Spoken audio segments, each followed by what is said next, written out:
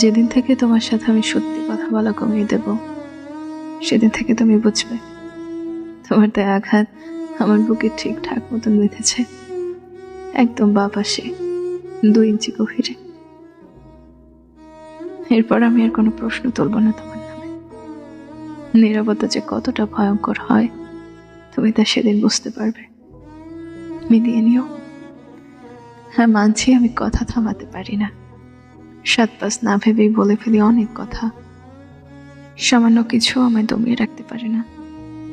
কেবল একটা জিনিস আমায় চুপ করিয়ে দিতে পারে, বাধ্য করতে পারে সরে যেতে।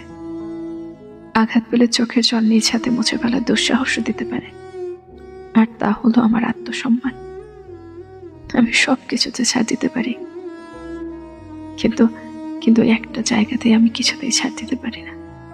এখানেই আমার সমস্ত দুর্বলতা। কেবল এখানে আঘাত করলেই বুকের বাঁ পাশে গিয়ে লাগে, ক্ষত হয়ে রক্ত ঝরে।